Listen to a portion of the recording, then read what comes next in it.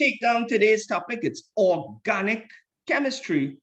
And of course, some of you all are wondering, well, what is organic chemistry, right? When you hear the word organic, you usually think, well, a lot of people think of living things, but that's not actually true. But we'll get into detail of what exactly is an organic compound. But first, I want you just to take a look at the periodic table. Everyone should at least have a small idea of what the periodic table is. The periodic table is a list of all the elements found on planet Earth. Don't get scared by it. You're only going to be focusing on a few things on this periodic table. The most important is this guy here, carbon, right? Let's spell it out for you guys. Oh, I have it spelled here already. Carbon. Usually, anything that has carbon in it, now keyword usually, it's considered to be an organic compound. But with that being said, not everything with carbon is organic. Just a lot of things that have carbon in it are most likely going to be organic. So in today's lecture, we're going to have to look at a lot of things that have carbon in them and try to figure out which ones are considered organic and which ones are considered not organic. Now you're going to be seeing other elements. The other one today that you're going to be seeing is hydrogen. Right? So carbon and hydrogen are going to be the two major elements that you are going to be seeing today. So let's move on to the next thing. Water. Anybody can tell me the chemical formula for water? Most people will know this from Form 1 or Form 2. From even if I think in Form 1 and Form 2, you would have done simple things like integrated science. What's the chemical formula for water? A lot of people, obviously most people are going to get this correct. Water is also called H2O. The H stands for what? Obviously hydrogen, and O stands for oxygen. So water at the end of the day is made up of hydrogen and oxygen. But here's the thing. It's made up of how much hydrogens? 2 hydrogens and 1 oxygen. But I want to start using some fancy language because I'm going to have to use it when we start to explain organic chemistry. I just said water is, you can make water if you combine 2 hydrogen with 1 oxygen. But I don't want to use the word combine. It sounds too low tech. If I were to draw a water molecule, like a little more accurately, right? You have oxygen, 1 oxygen, and it's combined with 2 hydrogen, right? This diagram is essentially this equation. Look at it. It has 2 hydrogens and 1 oxygen. And I just said that the hydrogen was joined to 1 oxygen. This here is the joining line, right? But I don't want to use the word joining. The real name for that is a bond. So 2 hydrogens are bonded to the oxygen. Now, for those of you all who are a little bit more familiar with chemistry, there are actually 3 types of bonds on the chemistry syllabus. For those of you all who never did bonding, you don't have to try to answer the question. I have a video after this class that will explain the different types of bonding. But for those who did it already, you think you can list the 3 types of bonding found on the CXC syllabus? I'm just going to pause it here and read your answers. All right. So the 3 types of bonds are called ionic bonds. It have one called covalent bonds, and then it have metallic bonds. Okay, right. My question to, obviously all three bonds are different. They look different, they operate different. In water, I'm talking about water. What type of bonds are found in water? Like these lines here, these lines which represent the bonds. Which ones are they? Ionic, covalent, or metallic? Right, and I like it how a lot of people are getting it correct. The type of bonds found in water is covalent. You don't have to make a note here, guys. You don't really have to make a note, right? You just listen on for a little while. I'll tell you when to take notes. Organic compounds, which is today's major topic, you are going to be seeing lines like this. The lines in organic compounds, just like in water, is covalent bonds.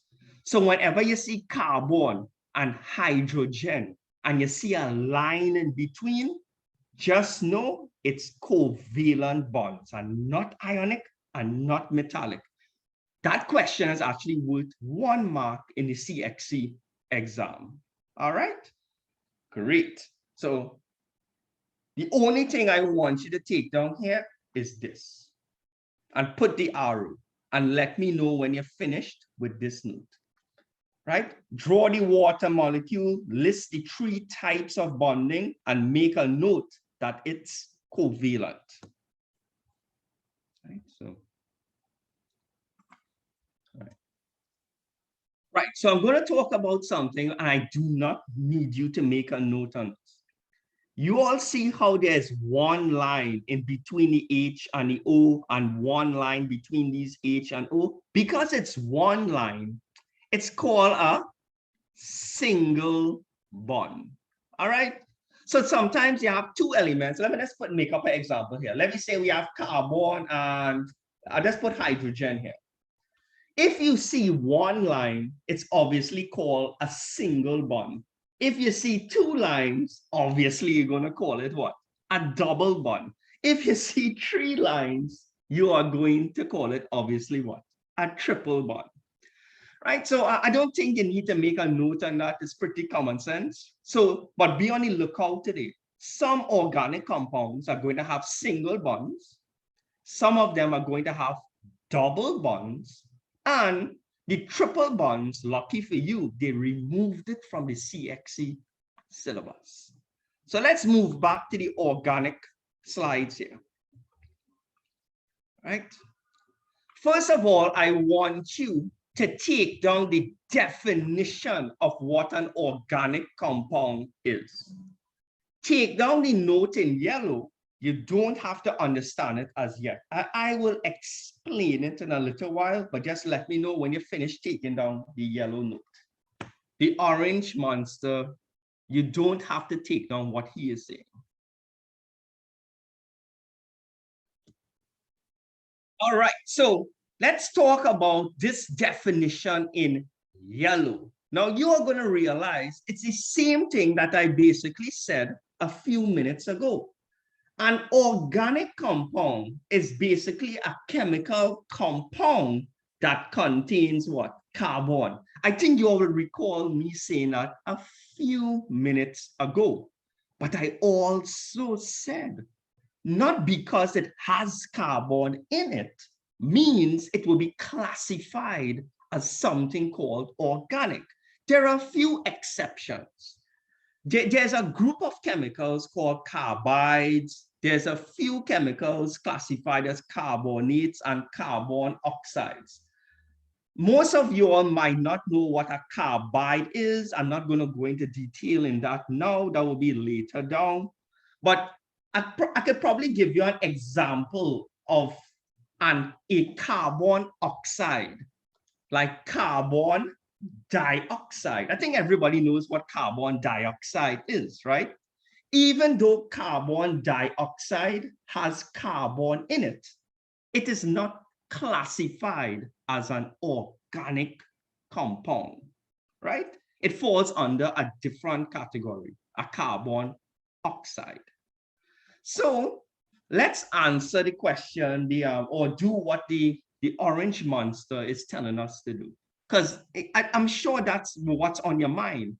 What are some organic compounds that we can find in real life?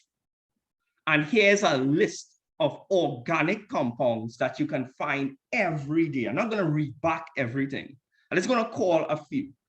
Things like detergents, yes, the same detergents you use to wash clothes, soaps that you use to bathe, alcohols. I want to clear up something with alcohols, right? Whenever people hear alcohols, they think to drink, right? Because that is what a lot of people associate alcohols with. But here's the thing.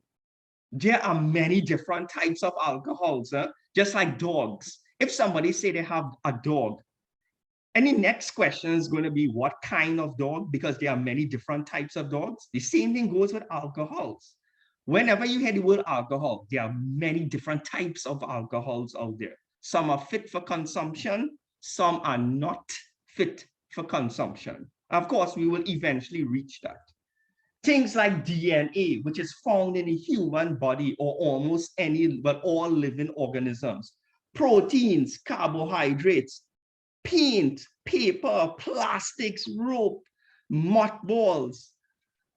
All of these are types of organic compounds. Now, the reason, right, organic compound is such a huge, huge topic in chemistry is because all of these things in front of you are very, very useful to our society, right? So that's why we study it so much. And also, since organic compounds are found in all living things because of DNA, proteins, and carbohydrates, scientists or biologists study organic compounds to find out more about the human body. So take down everything in yellow, and once again, let me know when you are finished. All right, so don't worry if you didn't get all. You can always review the video later and get the rest, okay?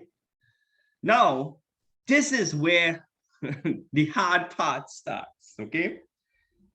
There are many different types of organic compounds out there. And the ones on the CXC syllabus are obviously the CXC syllabus doesn't cover all, right? There's a certain portion. Take down the 5 types of organic compounds we are going to meet today. And unfortunately, you have to take down this table that makes no sense to you all at the moment, but I will explain it in great detail. Let me know when you're finished taking out everything on the screen, please. I will give you, I think, about 4 minutes should be more than enough. So today we're going to be bouncing up a lot of organic compounds. Obviously, I'm not going to explain all at the same time. We're going to be starting with something, a group or subgroup called alkenes, which is a type of organic compound. The first thing we're going to have to do is learn to name them properly. To give you an idea, you have to learn off this table. And if you see an organic compound, for example, with 2 atoms, its name will start with et. If you see an organic compound with 5 atoms, its name will start with what? Pent. We'll get the hang of it just now, because I'm going to have so much examples. So let's move down to the next slide, right? And we're going to start with alkenes. It's really, alkenes have a formula associated with it. Alkenes only have 2 things in it, carbon and hydrogen. It has no oxygen, it has no nitrogen.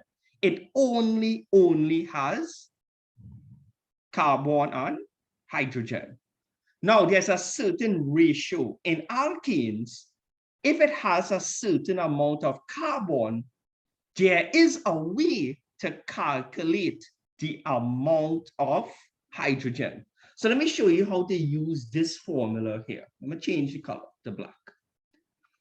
CnH2n plus 2. So let's just say that we have a compound with 3 carbon. So that means we are pretending the letter N is 3. To calculate the amount of hydrogen, we go to the hydrogen and we replace the letter N with what? 3. You see what I did here? I just substituted the letter N with 3. 2 by 3 is 6. 6 plus 2 is 8. So we'll have 8 hydrogen. Let me do another example. Let's say I give you an alkene with 5 carbons. Well, we are pretending the letter N is 5.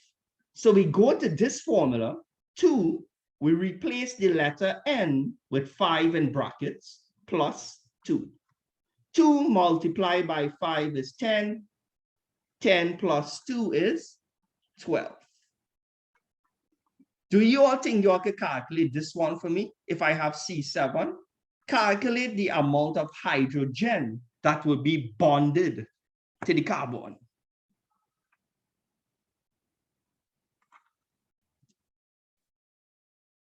To calculate the amount of hydrogen, remember the formula is what? CnH2n plus 2.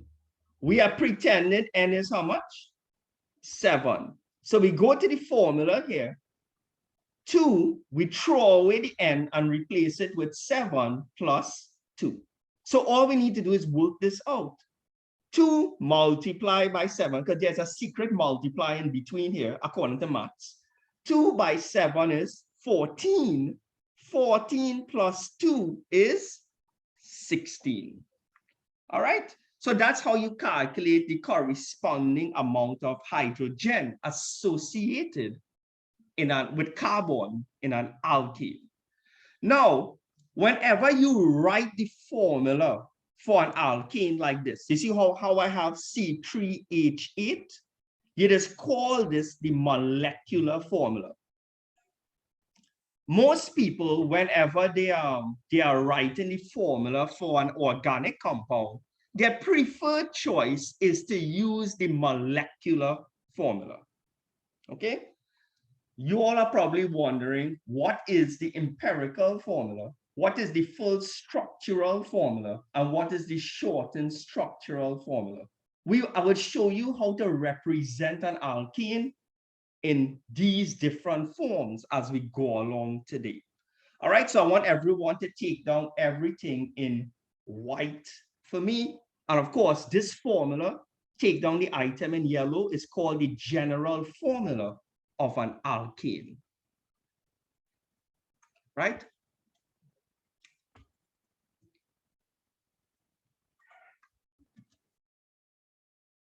Scrolling down, and we're still on alkanes, right? So the first thing I want to get out of the way is, how do we name alkanes?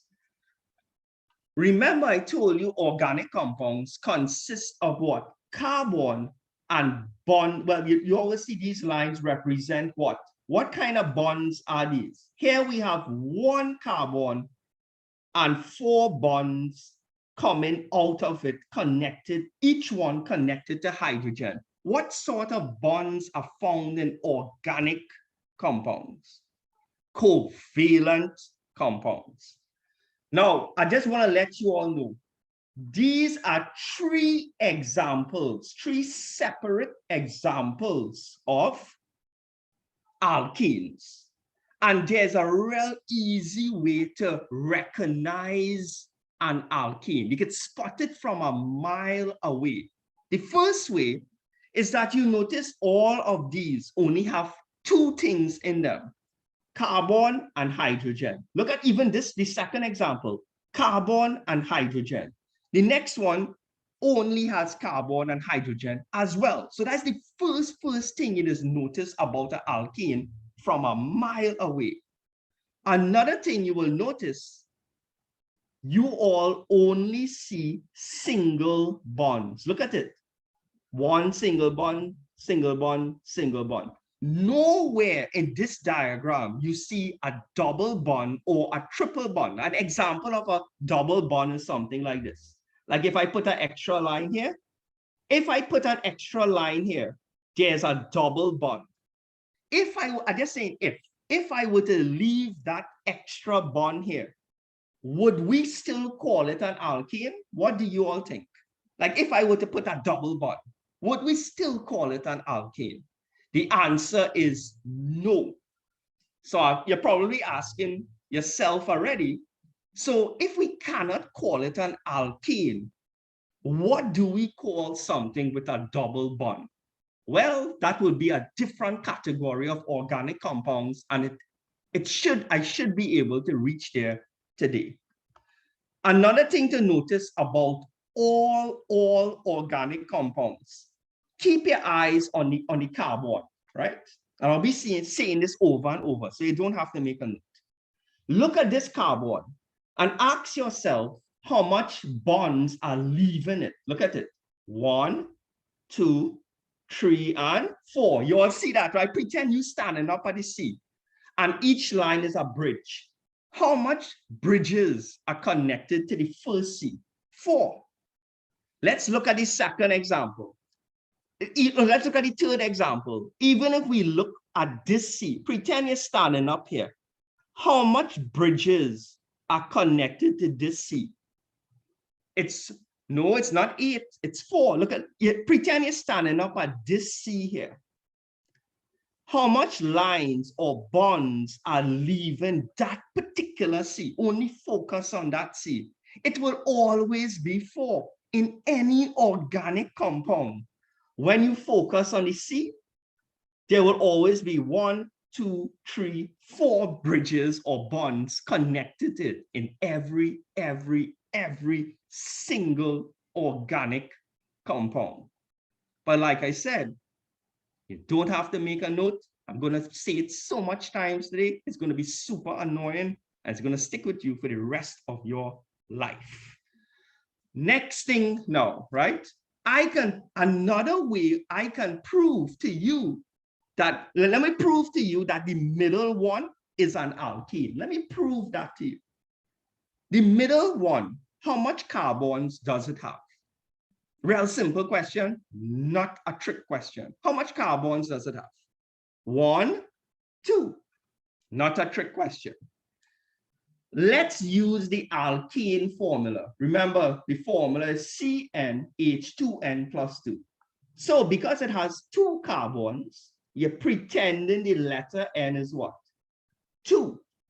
So let's go to the formula with the H now and replace the letter N with 2, because N represents the amount of carbons. 2, throw away the N, replace it with 2 plus 2.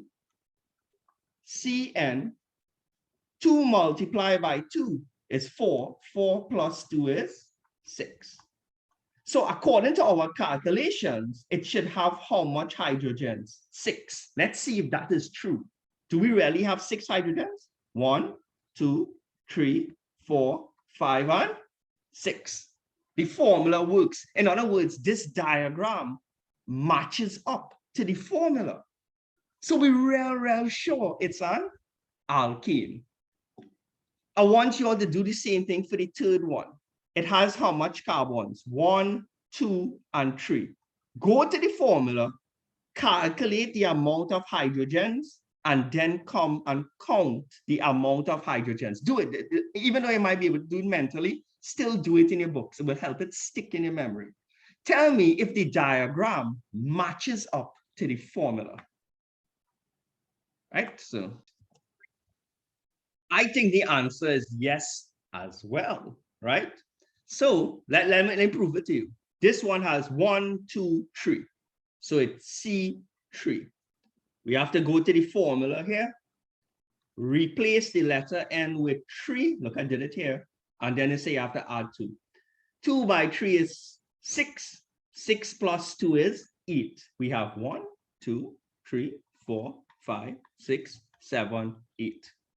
So it is an alkene. All right. Here's what we have to do now. I'm going to teach you to name these compounds now. Naming them is probably my favorite thing in organic chemistry, being able to name an organic compound. Focus on this chart. The word prefix, right? If you're not familiar with what prefix means comes before. So all alkenes end with the word "ene." Let me teach it by example here. The first organic compound has how much carbons? 1. So we go to the chart. If it has 1 carbon, its prefix will be meth, meaning that its name will start with meth. Because so it has 1 carbon, so we put METH. And all alkenes end with the letters "ene." So you put ANE. So his name is methane. Let's try the second one.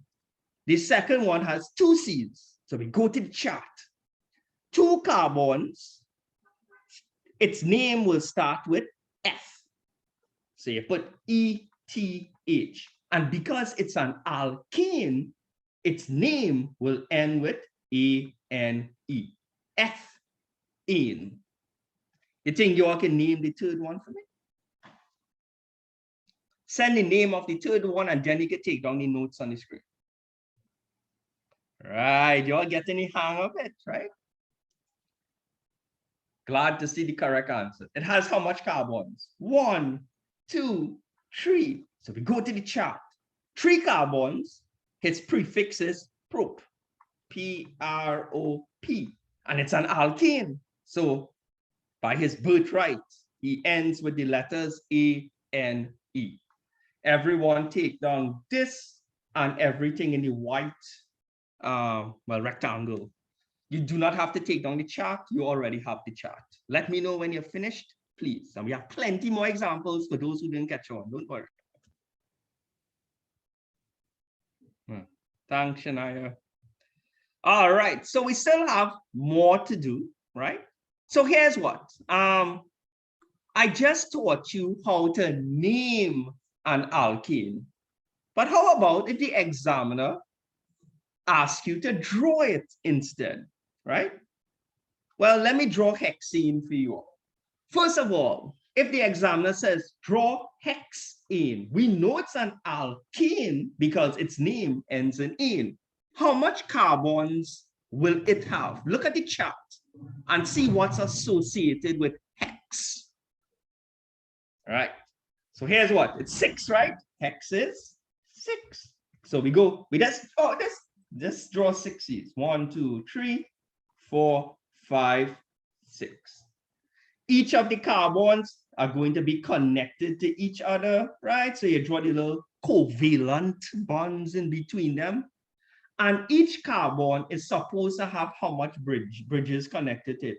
4. So this carbon has 1 here already. So you put 1, 2, 3 to make it 4. 1, 2, 3, 4. If I put 2 more here, this carbon will have 1, 2, 3, 4. So you keep doing that now. And at the end of the diagram, just do a quick spot check to make sure that every carbon has 4 bridges leaving it. And then at the end of each bridge, you just put what? A hydrogen. As simple as that. And you'll get a nice 2 to 3 marks in the exam for this one. I'm talking about a CXC exam. Right. So you all take down the answer for hexane, and then afterwards, I'm going to give you, but let me take down this one.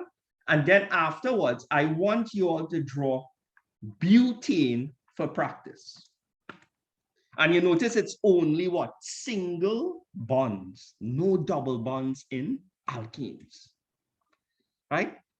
When you're finished with the butane, let me know when you're finished with that as well. All right, so I will draw the answer for butane above here, right? Just in case. So when you hear but and you see the word ene, you know it's an alkene, and but represents 4 carbons. So you put 1, 2, 3, 4. Put the little bonds in between them.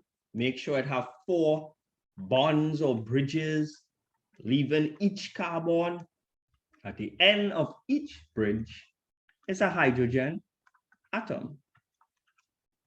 Right? I write the H kind of bad there, but you all know it's supposed to be an H. How much of you all had this answer for butane?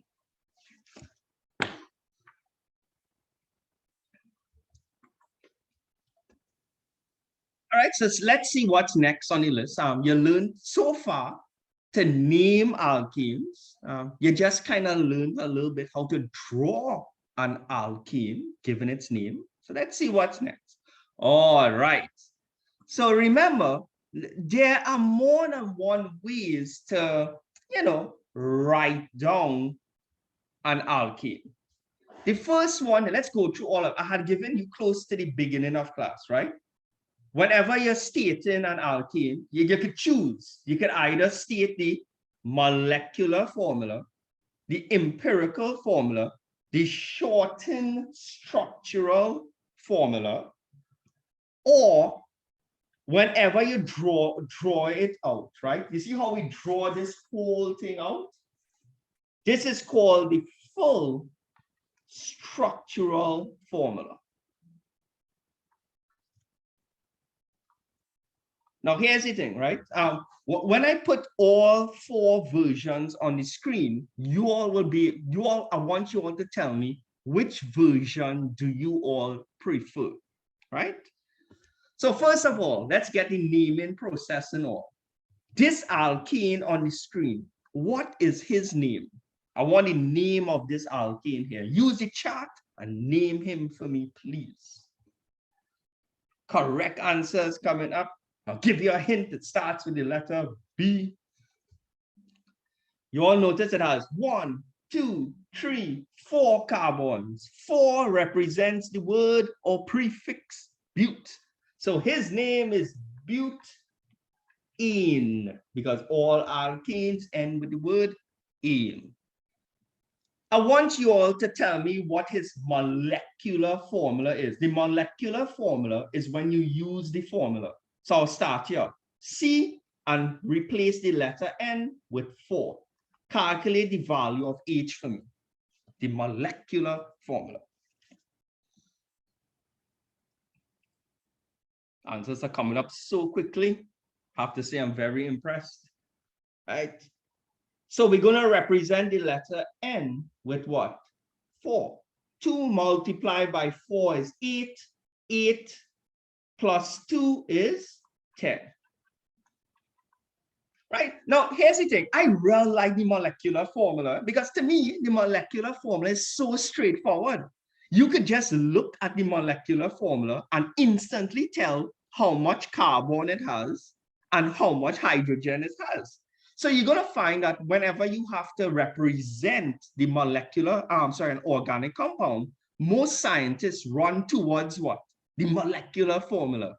I run to it too, right? Do you all like the full structural formula? What do you all think about this?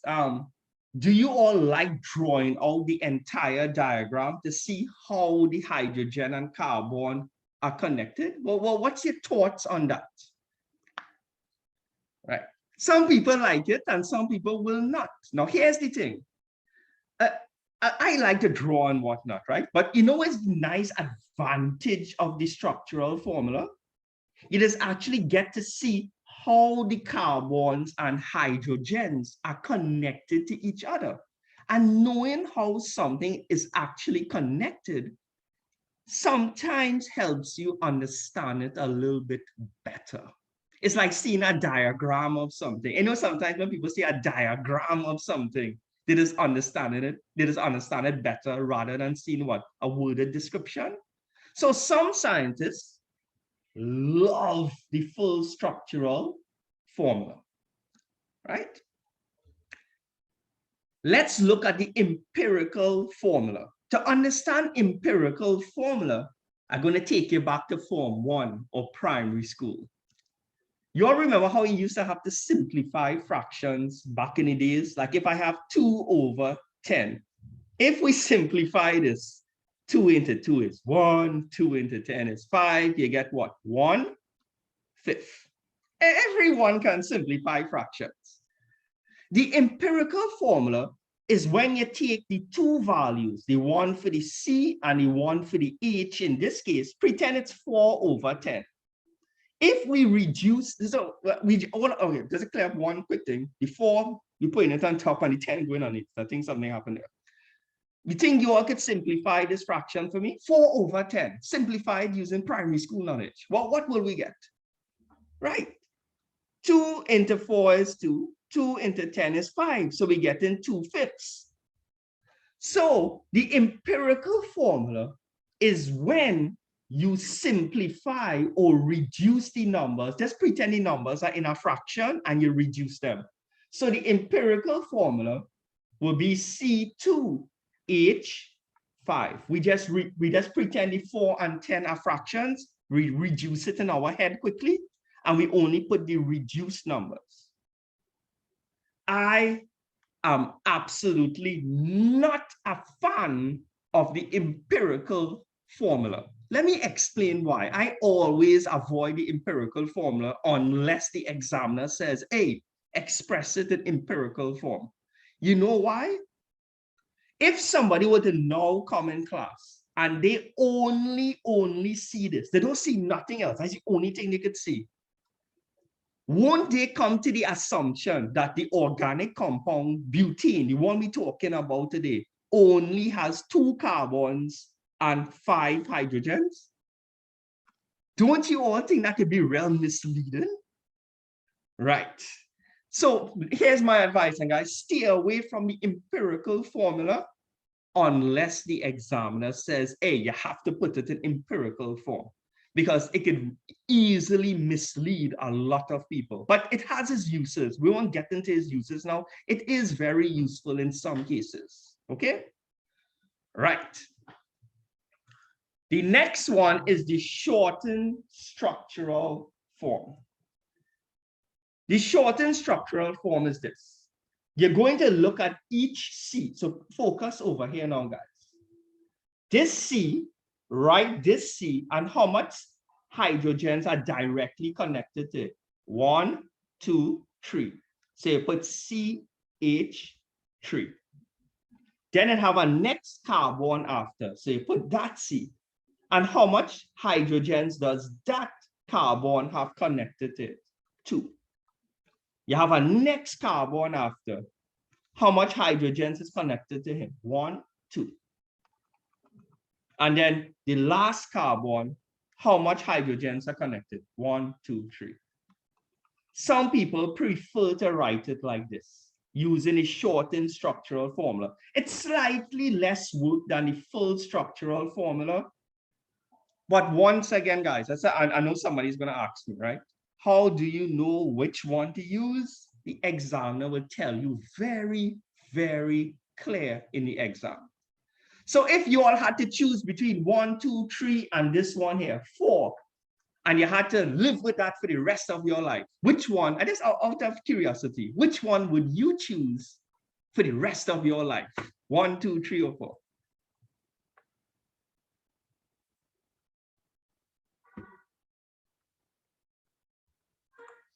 This there.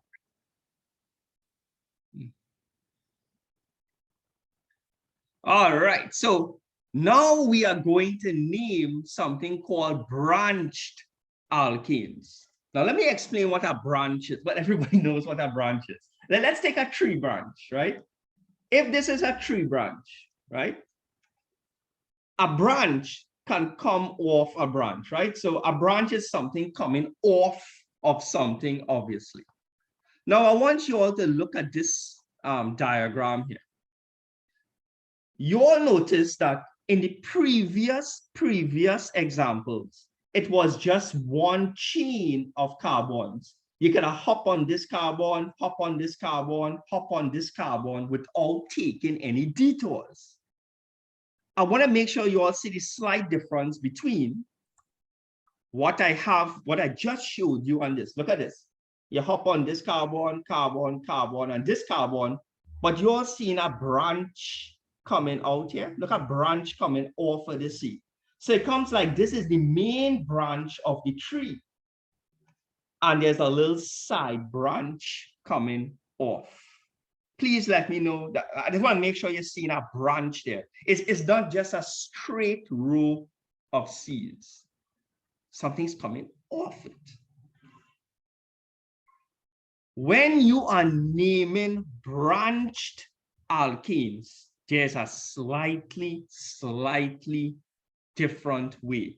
It's not straightforward as just using the table alone. You just can't count up the amount of C's, 1, 2, 3, 4, 5, 6, and call it hexane. It does not work like that. So here's what I need for you all to do. I'm going to take my time with this one. Take down everything here. Let me know when you're finished, and I'm going to slowly explain how to name this monstrosity here. All right, so here's the thing. When you're naming a branched alkane, pay attention to the main branch first. The item in red refers to the main branch. Now, focus only on the main branch. How much C's or carbon does the main branch have? Well, the main part. Forget what's coming out of the branch. It has 5, right? I have to prove that. 1, 2, 3, 4, 5. So the red part is reserved for the main branch. So its prefix for the main branch is pent because it has 5 carbons.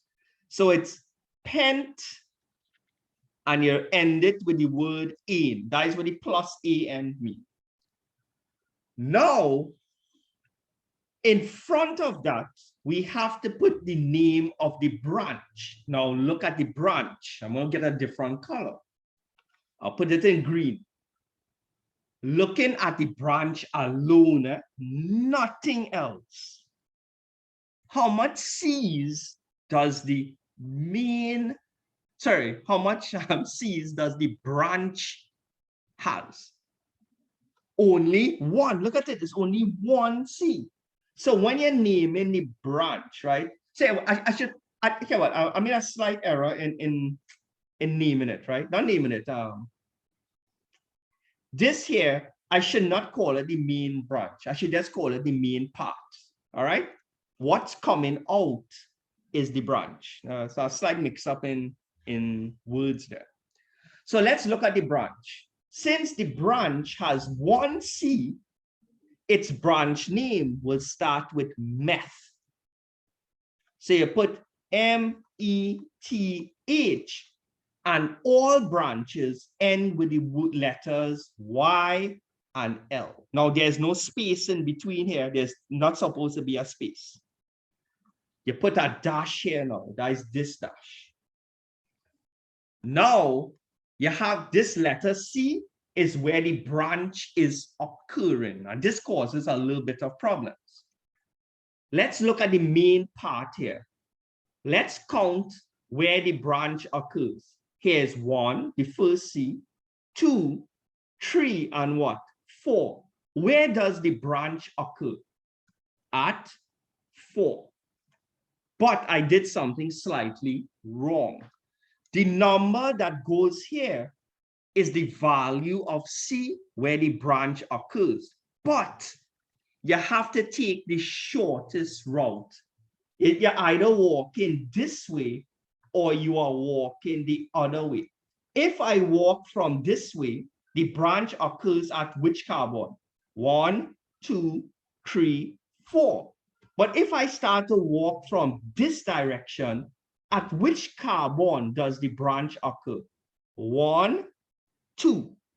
You have to always choose the shorter route or the shorter path to reach the carbon where the branch occurs. You're never, ever, ever, ever allowed to use the longer path. So if you put 4 here in the exam, you will get it wrong. It actually occurs at 1, 2. So in the exam, you have to make the correct decision of which side to walk from in order to reach what? the branch. Take down everything there, take a 20 seconds. Don't worry, I'm pretty sure I have another example prepared. Right? So if the CXC syllabus only caters for one branch, you will not be asked to name anything with two branches, right? It used to be on the syllabus, but it's no longer there. All right, so this one here, I want you all to try to name this for me, right? I know it's a little, the bonds look a little thick, but each line here, I guarantee you, is a bond. So take a few seconds, try your best to name it, send it on the chat. It doesn't matter if you're wrong, just try your best. That's all I'm asking you to do. Getting things wrong in this class is really not a problem. Once you understand eventually where you made your mistake, and once you are genuinely trying your best. All right, so let's look at the main branch. This is definitely the main branch, right? I mean, I keep saying branch, but the main part of the tree. The branch is what's coming out. The main part, how much C's does it have? It has 1, 2, 3, 4, 5, 6. So the red part is reserved for the main part. So the main part has 6. So his name will start with hex. So we put Hexane. The blue part refers to the branch. This here is the branch. The branch only has 1 C. So once again, the branch name will start with meth. And because it's a branch, it would end with YL. Meth, YL. That's the blue part. Put our little dash here. That is this guy. To reach the branch, which is the shorter part, should we walk in the direction of the green arrow, or should we walk in the direction of the red arrow? Which one is the shorter way to reach the branch? The green. Because if we walk from the red arrow, we would have to walk 1, 2, 3, 4. But if we start from the green side, it will be 1, 2, 1, 3. 3. And I think the majority of people in today's class got it correct. Take a 10 seconds, take down the name, and we will be moving on. Even though this is branch and it looks complicated, I can prove to you that this is still an alkane, you know, and I can prove it using the formula. How much carbons does this diagram have? 1, 2, 3, 4, 5, 6, and 7. You can't forget the branch, right? So I want you all to replace the C with 7 and calculate the amount of hydrogens for me. How much hydrogens would it have? Replace the letter N with 7. 7 by 2 is what? 14. 14 plus 2 is 16. Let's go to the diagram and count up the amount of hydrogen. 1, 2, 3, 4, 5, 6, 7, 8, 9, 10, 11, 12, 13, 14. Did I count something wrong there? Do we have 16 hydrogens? 1, 2, 3, 4, 5, 6, 7, 8, 9, 10, 11, 12, 13, 14, 15, 16. Right, yes, I counted wrong. I do chemistry, but I can't count for some reason. All right, so it's still an alkene because it matches, the diagram matches up to the molecular formula. All right, so I just wanted to have those things in the back of your head, right? So let's see what the next slide is about. Thanks, Tiffany. All right, now here's the thing. Look at this diagram. You all realize something, that instead of me drawing it out complicated like this, I drew it kind of halfway. This is called, sometimes in the exam, they draw it like this. But the point is, do you all see a main part of the tree? And do you all see a branch? This is, I'm letting you all know up front, this is an alkene. Just sometimes in the exam, they draw it slightly different. You think you all can name this alkene for me? Take a shot. You don't have to get it correct, just try. So there is a main branch. And of course, this here is the main, I keep saying branch, but the main part of the tree. How much seeds does it have? 1, 2, 3, 4, 5, and 6. So we know it has something to do with hex 6. The red part is reserved for the main part of the tree. So it's hexane. The blue part here now that comes in front refers to what? You know, the branch. But today, look at it. The branch that's coming out has how much seeds? 2. So this time it wasn't meth. It was F. So it's ETH. And all branches end with Y and L. Now, some of you all take the wrong path. To reach the branch, should you follow the solid line or should you follow the dashed line? Which way is shorter to reach the branch? From which end? The dashed line, because if you walk from on this side, you have to walk 1, 2, 3, 4, and 5. But if you choose the other way, 1, 2, the branch starts at the second carbon. So it's 2, and you put your little dash. So for the people who had this correct, congratulations.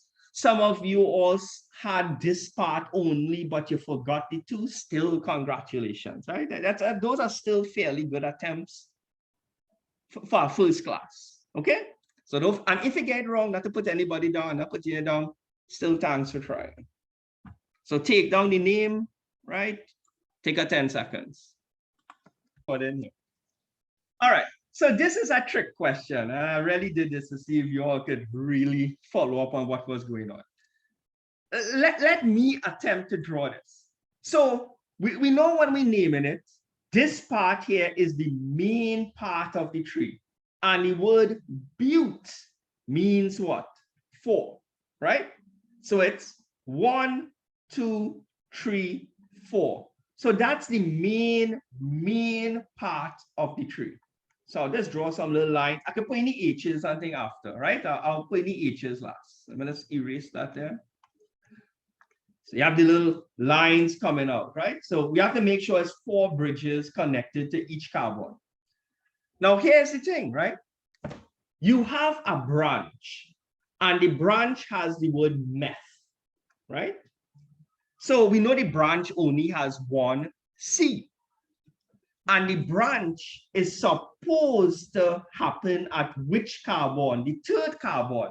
So some of your, I mean, if you start to count from on this side, it will be 1, 2, and 3. But if you start to count from on this side, it's 1, 2, and 3. Whenever it's up to you to do the diagram, you can count from any side. But I didn't always start from this side when it's up to me to do the diagram. So I will start to say 1, 2, and 3. So the branch is supposed to occur over here. And the branch has how much seeds? 1, because meth means 1. So I'll use a different color here. I'll use blue. So I'll put a C here. So this is the branch, and connected to this branch, it's supposed to have its hydrogens. But some of y'all figured out the trick already, right? If I were to draw this, you'll realize that if I were to draw this diagram, reaching the branch, the shortest way is not from on this side. It's from on this side, right? So where does the branch really occur? When it's a tree, it will occur at which part? 1, which carbon would it occur at? This is the 1st carbon, and if we keep walking, this is the 2nd carbon. There is no such thing as 3-methylbutane. The correct name for 3-methylbutane is 2-methylbutane. Because after you draw the diagram, you realize, wait now, it have a shorter way to reach the branch. And when you're naming something, even though if you name it wrong before, you have to say, hey, there was a shorter way to reach the branch. Let's rename it properly. So for those who figured that out before me and corrected me, you already deserve a round of applause there. All right. All right, so take a 20 seconds, take down what you need. So the main branch is hex. The main part of the tree, sorry, it's hex. So hex is how much? 6. So 1, 2, 3, 4, 5, and 6. Like I said, I could put in the how you call it, the hydrogens after. The branch now occurs at the 3rd carbon. Now this one is legit because 1, 2, 3. That is the shortest way. If you take the other way, it will be 4, right? So the branch is occurring at the 3rd carbon. 1, 2, and 3. But the branch name is F. F suggests 2. So at the 3rd one, put how much C's? 2 C's. So 2 C's are coming off the 3rd carbon, right? And you draw your little carbons connected. Make sure each carbon has 4 bridges. Look at it. This carbon has 1, 2, 3, 4. This carbon has 1, 2, 3, 4. And for the rest of them, make sure and include the hydrogens. 1, 2, 3, 4. All right. You could have put it on top or underneath. I'm talking about the yellow branch. Right. So I think I now answered that question. You can put the branch on top or underneath. It doesn't really matter to the examiner. How much of you all had something very, very close to this?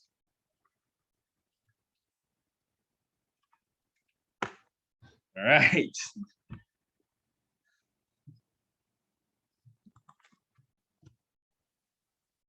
All right. So here's the homework now, right? Let's go through the homework. When you go to the school website, this is what you are going to see. It's a very plain, boring website. Today's class, when you go on the menu, you will see summer recorded classes. It's very easy to follow along. When you click on the summer recorded classes, scroll down, and eventually you'll see chemistry on Wednesdays. I haven't uploaded the class recording as yet. It will be there by tomorrow morning, okay? So if you want to review what was done in today's class, which I suggest you do, everyone do, because when you see something for a second time, you will understand it better. All right, so part of the homework is to review the video and go through it and see where you fell short and try to understand it. Once again, if you don't understand everything, next week, I'm going to try to review as well. All right? Great. So that's the first thing. Don't worry, I'm going to write out all the homework for you just now, but just seeing it for the time being. So the recordings are obviously found under summer recorded classes. Now, everybody in this class has to go through some mandatory introduction videos in chemistry. Where can you find that? Very, very simple. You go into the chemistry classroom.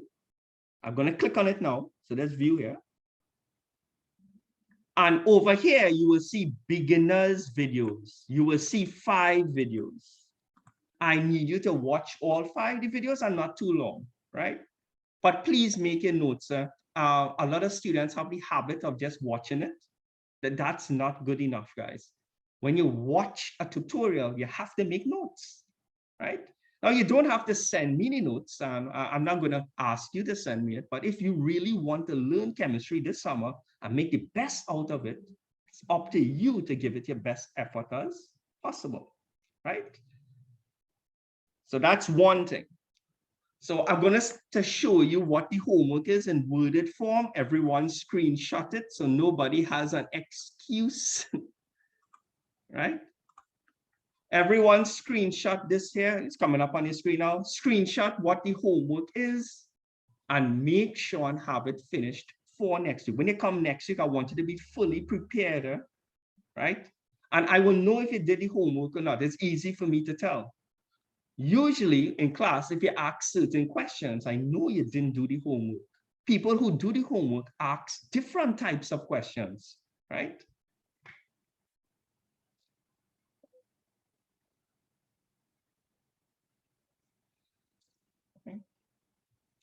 Right, so take a 10 seconds, give me a 10 seconds to screenshot it again. Now I've seen questions coming up on the chat.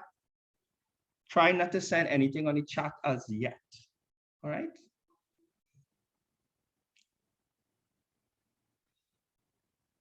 All right.